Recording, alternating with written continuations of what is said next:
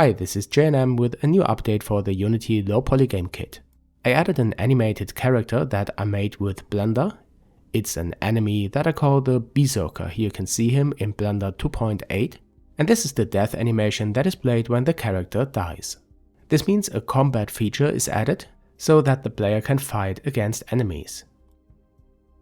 The enemy also has a weapon, which is a kind of medieval baseball bat, and it's modeled as a separate object that can be put to the hand of an enemy in Unity. This is the attack animation, and now I'll show you how I exported this character with animations as FBX. I click on the Berserker icon and hold the Ctrl key pressed to select the model and the armature, and then I go to File, Export, FBX. Okay, here I select Armature, Mesh, Experimental, Apply Transform and the selected objects, and then I'm exporting directly into the folder of my Unity project. Then I switch to Unity, and then you can see here the Berserker in the Meshes folder to which we exported with all the animations. I used the same material and texture as for the other objects. If you wonder how this is possible, I added a link to a video in which I show my texturing technique. And if you like, you can now drag him into the scene, but this is just the mesh and the armature, so I added some components to make him work as a real game character. I attached an animator component so that we can play and control the animations. Then there are certain colliders to react when the character is hit. And here's the Berserker script that has a reference to the player, so that he can follow and chase the player using a NavMesh agent component. Okay, the next thing that we could have a look at is the animator. Here I added some triggers to control the animations, for example a trigger for attack, death, pick up and hit. So when these triggers are fired using a C# script, the corresponding transitions are executed and the animations are played. For example, the hit animation is played when the trigger TR_hit is set to true.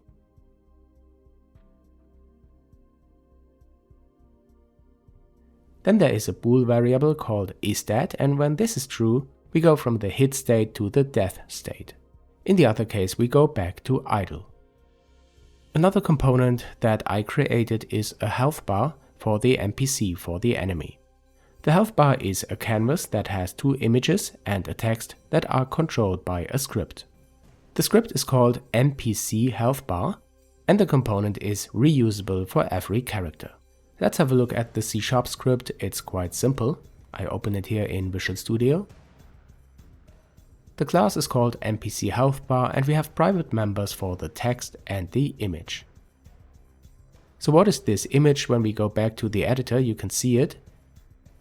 The background image is red, and the image that we are controlling is a green image. For that we can set the size so that we can mimic the behavior of a progress bar.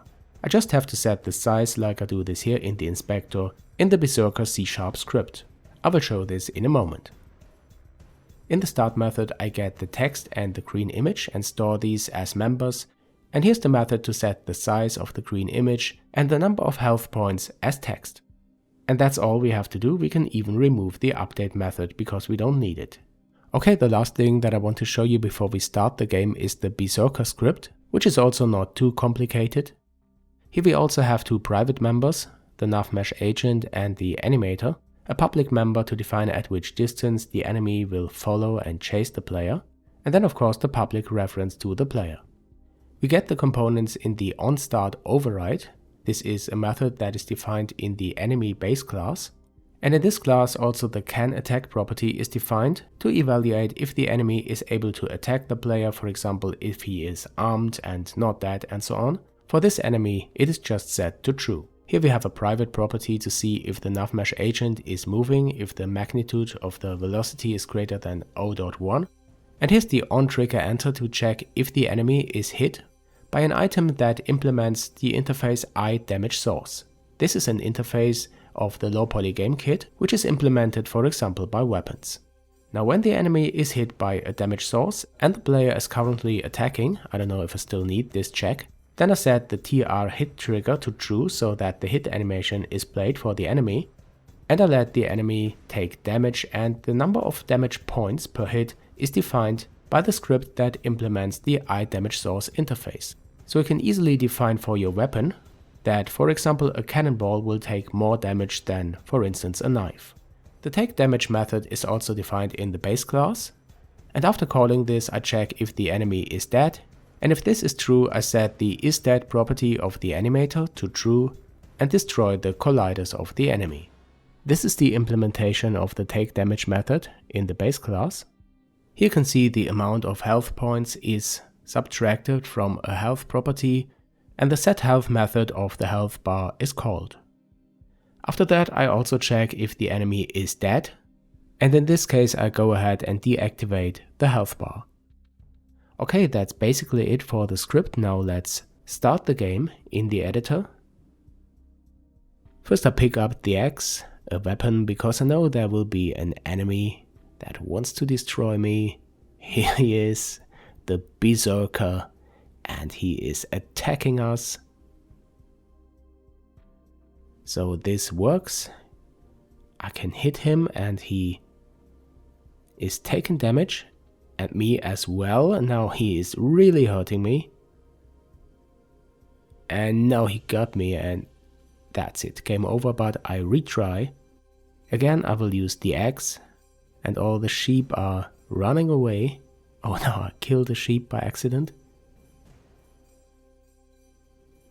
And now I hit him a few times and he's dead. Okay, this was the combat, but there is another feature that I want to show you, and this is the minimap. Perhaps you already noticed this square in the right hand corner. It's an own autographic camera that is rendering to a raw image. In this video I will just show you how this is basically implemented. I will come up with a separate tutorial to explain this in detail. The minimap is a part of the HUD, a 2D object, and it consists of a mask, which is a sprite, a border and a raw image. The mask can be any kind of sprite. The default is a circle, a white circle, and the border is also a circle, a sprite that is not filled. So you could activate this mask manually, but I added a property called round for the minimap script that is attached to the minimap object. And when you activate it, you can see that the minimap is round and masked, and you can go ahead and set a color for the border. I set the color to a blue tone, and then I start the game and we can see this round minimap in action. We can reset this here again in the editor, and this is done by a script called Minimap, in which I implemented a method called onValidate to make this possible. So let's have a look at this script in Visual Studio.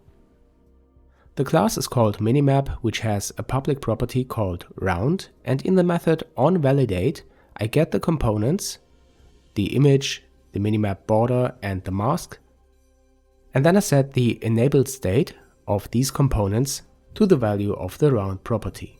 And I do this in the method onValidate because this works for design and runtime. As I said, the minimap is implemented by using an autographic camera, you can see this here, and this renders to a raw image called Minimap RT. And this is exactly the image that is used for the Minimap UI. It's an image with a size of 200 by 200 pixels. The Minimap autographic camera also has a script attached with a player and the main camera as public properties. And I will again open the script so that we can have a look at the implementation. Here you can see we have the public player and the camera.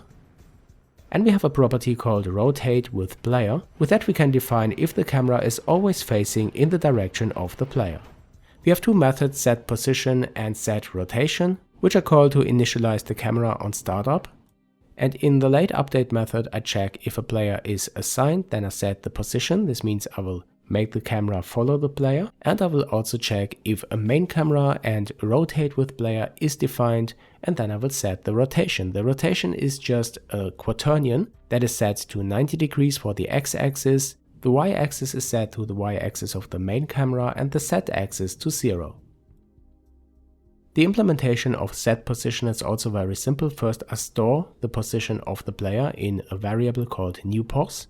But the Y position is set to the position of the minimap camera, and then I assign the whole newPos to the transform position which is the Minimap camera. And this is the follow and rotate script, but as I said, I will come up with a separate tutorial on how to create a Minimap with Unity.